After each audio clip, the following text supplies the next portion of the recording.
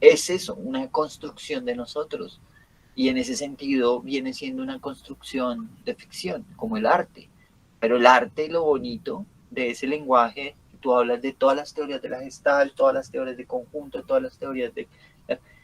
Es que Son no, universales. claro, Bueno, tienen una interpretación en serio, o sea, tú lo puedes, la física, la ciencia, lo que ha tratado es de entender básicamente qué sucede con eso y nosotros nos hemos adaptado y hemos adaptado el lenguaje a eso, ¿no?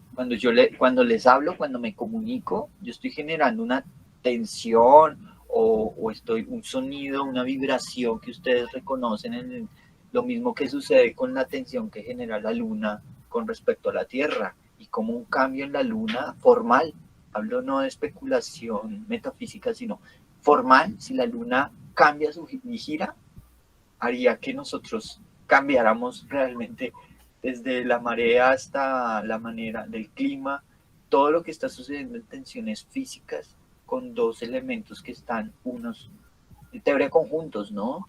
Es muy chévere, a mí me gusta mucho porque ahí es donde yo siempre defiendo que el arte, el azar, como todo este tipo de elementos que ha estudiado la vanguardia o el romanticismo, está pretendiendo encontrar ese punto de lo real, ¿no? Y uno a veces dice, es que esos artistas hacen locuras que nadie entiende, pero en realidad el lenguaje que hay dentro de esa llamada locura lo entiende más mi gata que a veces nosotros mismos porque queremos es solo entender lo que nos dicen como lenguaje, ¿no? Y eso es complicado, creo que es súper complicado. ¿Que es es, bonita la... Sí, dímelo. no, que iba a decir que era un poco como esa configuración mental que tenemos que como que la asimilo mucho a esa ley de la pregnancia o la buena forma, que es que siempre intentamos buscar eh, como figura o una solución lógica o armar la imagen o completarla sin siquiera, digamos, que la imagen refleje eso directamente. Exactamente, esto es lo que hablamos a veces de cargar, por ejemplo en arte, hablamos mucho de cargar una pieza con un carretazo que socialmente a veces se entiende, ah no, el arte conceptual es echar un carretazo. Uf, eso es lo más, como lo que más asusta. Cuando trabajamos ya en arte nos damos cuenta que al contrario, eso es básicamente una percepción que se da de una creación social de qué es el artista y qué carretazo le mete a todo, pero en realidad uno está hablando desde contextos. Uno está definiendo que su vida se basa en esto y que esto es de esta manera. Lo que pasa es que yo estoy proponiendo índices y metáforas para leer eso. A veces esas son las que no se pueden, digamos que no hay como un diálogo directo, pero estoy de acuerdo. O sea, nosotros a veces le cargamos, nosotros somos partículas, dice Wisus One, nosotros somos partículas y las partículas tienen una función en un sistema, en una gran retícula, ¿sí? Es como si yo le pidiera a la célula que se superara más allá de lo que ella es como célula, ¿sí? Como que el diálogo que ella entabla con el mitocondrias, con el esto, tiene una funcionalidad y esa funcionalidad es otro módulo que al unirse en red produce un cuerpo y produce movimiento. Si vamos en términos lingüísticos de pensamiento de razón, diríamos, sí, pero es que usted como célula tiene que llegar a otro nivel, tiene que superarse, tiene que ser mejor. Pero entonces el problema es que ahí la funcionalidad de la célula tendría que ser el humano con vitaminas extrañas o con algo que haga que ella sea la supercélula, porque ella tiene algún objetivo, es una partícula que funciona cuando están otras y a veces no le damos el valor como a esos elementos. Cuando yo defino lo de la pintura y la abstracción en la pintura la define el arte, básicamente ellos están en esa búsqueda de encontrar en mínimas unidades la máxima expresividad, que a veces no es lo que pretendemos de que, al contrario, entre más racionalices la obra, mejor. No, o sea, nosotros tenemos esa capacidad y estamos aquí sentados tratando como de organizar las fichas para entender qué ha sucedido al lado. Pero hay unos métodos de producción que cuando uno ya, el cerebro ya tiene toda esa información estudiada, empieza a jugar, ¿no? A proponer. proponer otros límites, otras, sí, cuando uno habla con el otro es un problema también, es muy sencillo, sin pretender conquistarle o dominarle o imponerle mi punto de vista. El proceso de comunicación hay todos unos factores que se dan al azar a veces, que no están pensados, pero que funcionan frente al timbre la proyección de mi voz frente al timbre del un tono, una manera en que yo me paro, que hablo, la kinesia que yo expreso, que genera a veces más narrativas que el simple hecho de cuadrar todo en un guión para que funcione.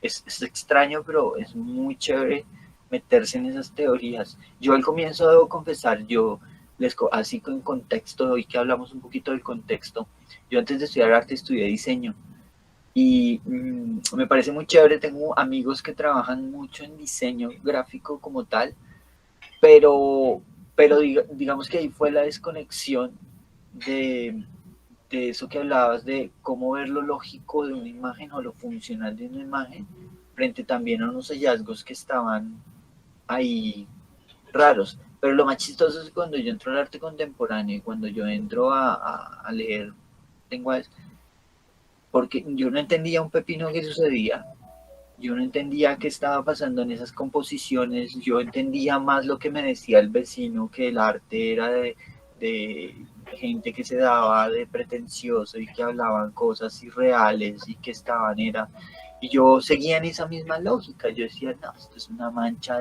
esta mancha loco es una bobada, este man es un hippie, yo le decía a este man que ahí haciendo unas cosas que a nadie le interesan, poco de cosas que socialmente tienen en la cabeza y que las respeto porque las viví, pero lo interesante fue que después ya entendí que más allá de esa percepción construida, había una serie de elementos que no eran que no eran como que aparentemente dentro de lo social no son funcionales, ¿no? Eso no es nada, ¿sí? Pero en realidad ahí es donde nosotros nos movemos, ¿no? En esas microunidades es donde realmente se va dando como otros procesos cognitivos más interesantes que simplemente afirmar todo.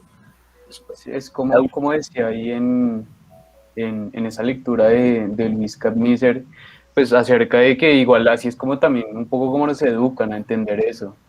Entonces, entenderlo y generar preguntas, ¿no? Porque a veces pues sí, obvio. Ese texto es muy chévere, ¿no? Si pudiste ver más cosas de Luis Capmiser, todo lo que escribe ese señor es increíble. pues O es sea, que me gustó mucho, digamos, de lo que habló ahorita, era, digamos, él hizo como esa lista y me gustó mucho esa lista, mucho como encasilló esa lista, porque es como, o sea, con la primera cosa que dice de que en lugar de convertirse en un erudito, que es tener una ambición idiota como de a querer aprender todo, es como, como llegar a la información y segmentarla y organizarla, que es más de lo que estaba hablando ahorita, que me parece que es mucho más funcional en ese sentido de jugar, aprender a hacer, codificar, decodificar también esa estructura como de arte, ¿sí? En general. Bueno, entre comillas, ahí en no, narrativa. ahí tienes toda la razón. O sea, esos puntos los selecciono siempre como introducción porque básicamente es verdad lo que dices. Nosotros estamos programados, diría yo, ya no tenemos una información, sino estamos programados para una funcionalidad dentro de un sistema, o sea, básicamente, y más un sistema económico, pedagógico, académico, una cosa así.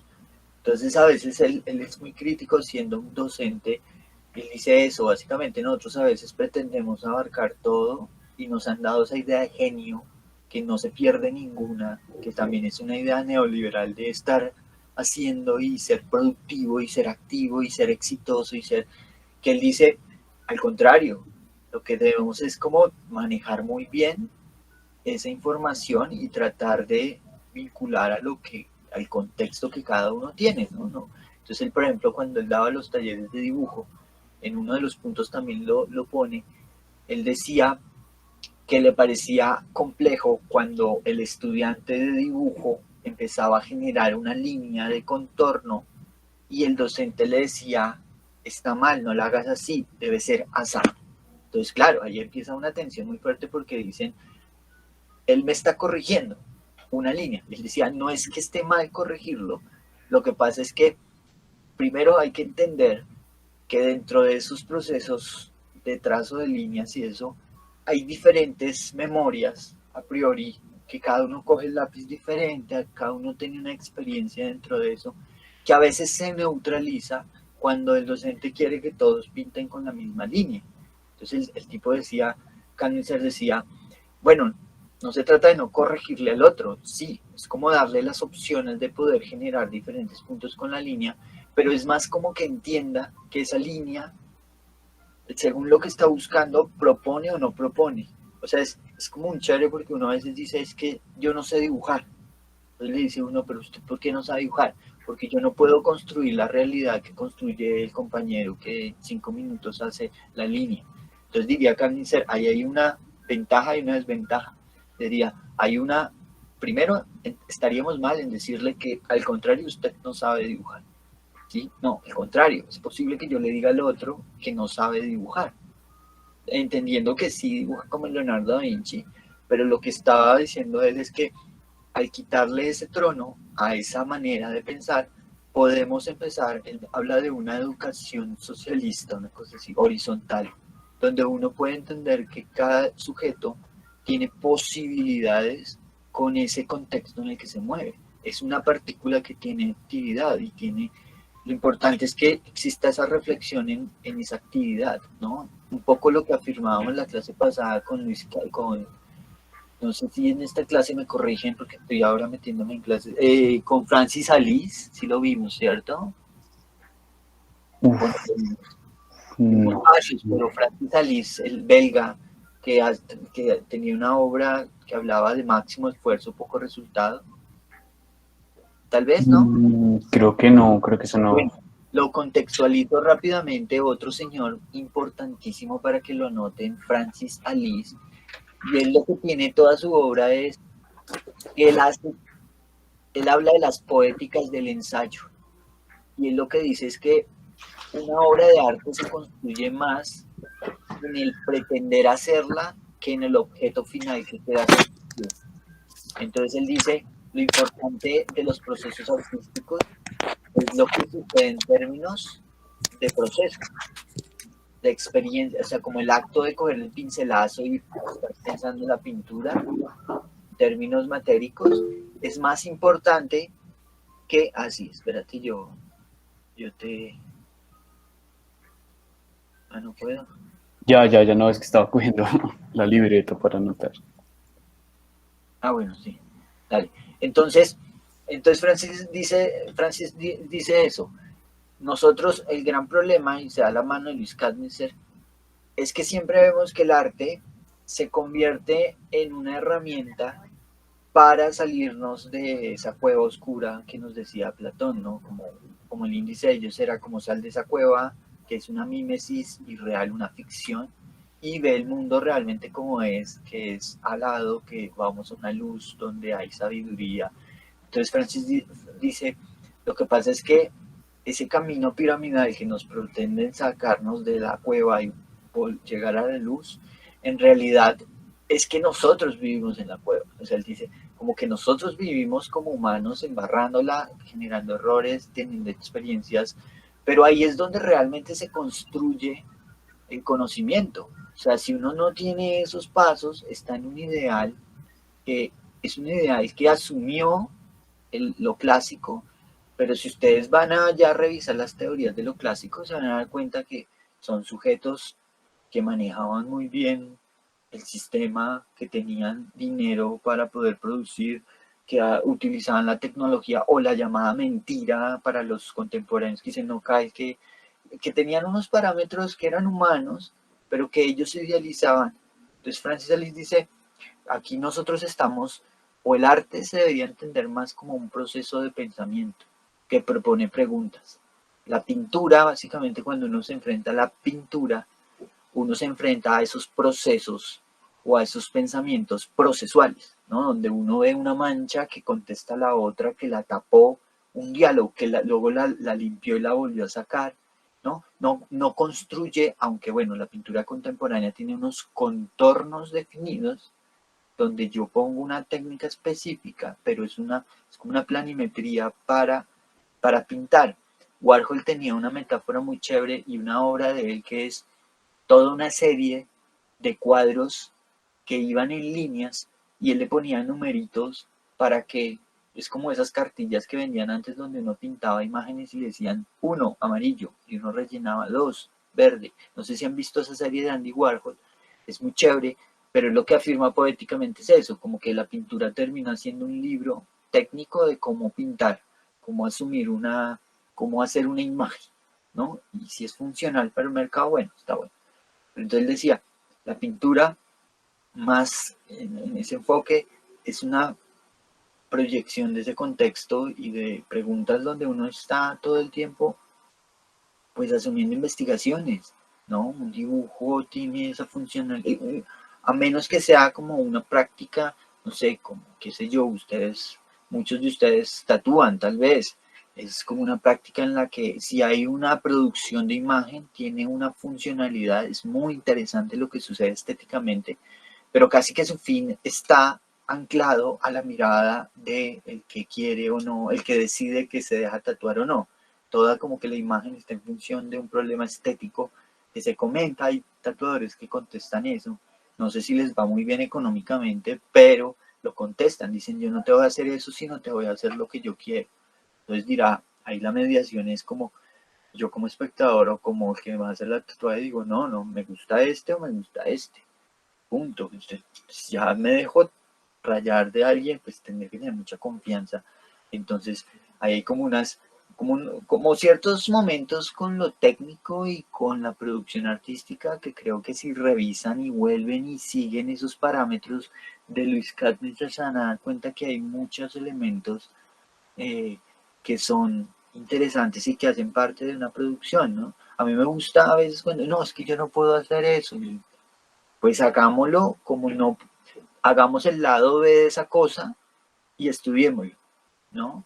Dice Danilo Dueñas, maestro que tuve en algún momento, artista colombiano, él dice, una de de lo que puede ser un proceso pedagógico es primero llegar a acuerdos tanto de ustedes como míos, donde yo doy la información, donde ustedes también se exigen frente a esa información, ¿no? No teniendo la idea de que, es que él me va a dar todo, no, eso es mentira, ¿no? Yo doy unas pautas y las compartimos. Dos, dice él, hallar siempre hallazgos, no buscar errores. Es decir, los errores, dice él, hacen parte de una producción plástica.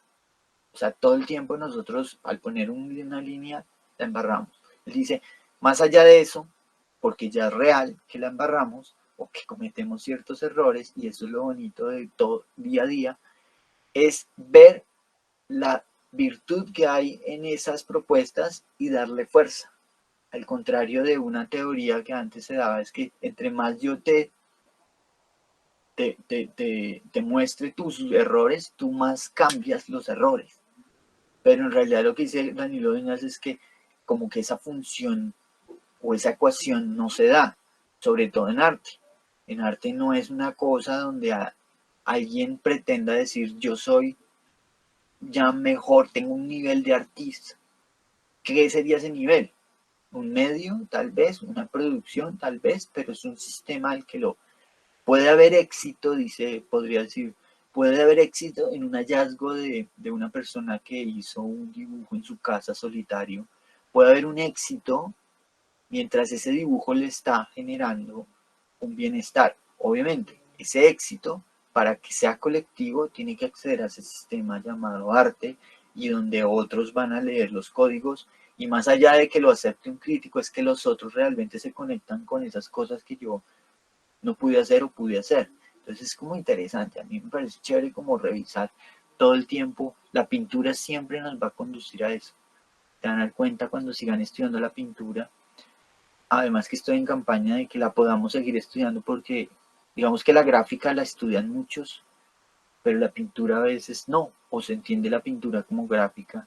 Y lo que pretende la pintura es darnos eso, como ver ese lado humano de la producción de imagen, ¿no? Que tiene el rótulo pintura, pero podría llegar a ser otro rótulo en el que todo el tiempo uno está pensando el por qué uno produce imagen y dos, cómo las imágenes de cierto momento estético están afectando todo el pensamiento colectivo.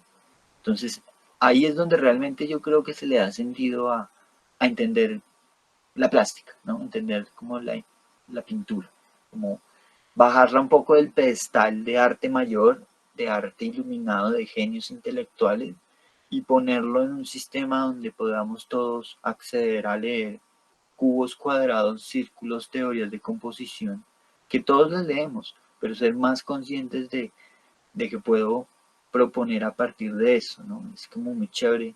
Y vuelvo a Wishes One, ¿no?